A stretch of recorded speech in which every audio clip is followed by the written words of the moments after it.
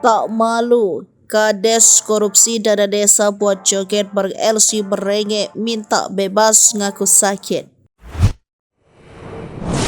Inilah sosok Agus Riono, kepala desa di Demak yang selewengkan dana desa 220 juta untuk karaoke bareng LC dan judi.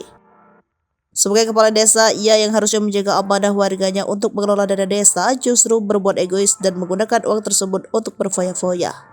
Tak tanggung dana sebesar 220 juta itu digunakan Agus untuk modal judi dan karaoke bareng 4 wanita sekaligus. Lalu, siapa sosok Agus Riono? Melansir Tribun Trends, Agus merupakan kades terpilih periode 2016 sampai 2022. Ia memang sudah dikenal sebagai kades yang suka bermain judi. Tidak hanya itu, ia pun dikenal karena kerap menghabiskan waktu hanya untuk berkaraoke. Terbukti bahwa Agus rupanya pernah menjadi tahanan rutan Demak atas kasus pidana perjudian kartu.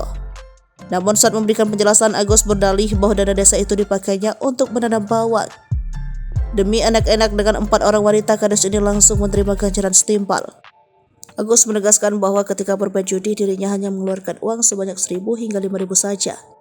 Tidak dipakai puji uang hasil korupsi. Saya judi main 1.000-2.000, ucapnya. Atas tindakan yang dilakukan, Agus pun menyesali perbuatannya dan akan menjalani hukuman atas kelakuannya. Kini, Agus pun meminta kepada pihak rutan ataupun kepolisian untuk bisa memberikan fasilitas kesehatan.